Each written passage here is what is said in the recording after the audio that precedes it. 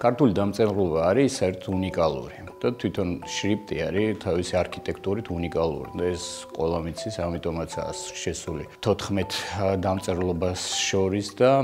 ჩვენ უნდა შევინარჩუნოთ ეს ჩვენი უნიკალურობა, იმიტომ რომ ეს არის ერთ-ერთი ის მთავარი განმასხვავებელი მთელი სამყაროსგან, რაც ქართველებს გაგვაჩნია, ამას უნდა მოუფრთხილდეთ და ამიტომ უნდა შევეცადოთ, რომ ჩვენ ქართულად ვწეროთ, რაც შეიძლება მეტად, რაც შეიძლება მეტი ვისაუბროთ ქართულად და აქედან გამომდინარე, ყველანაირად ხელი უნდა შევუწყოთ ჩვენი შრიფტის,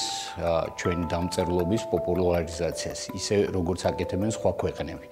როდესაც მე უცხოეთში ვხედავ მაისურებს, სადაც არის, თქვათ, იგივე რუსულად წარწერები და სხვადასხვა დამწერლობა გამოიყენება, არის იაპონური იეროგლიფები ესე აქტუალური, სადღაც გულიც მწყდება, რომ ჩვენ არ ვუკეთებთ ჩვენს ამ უნიკალურ არქიტექტურას პოპულარიზაციას, ჩვენი შრიფტის უნიკალურობას.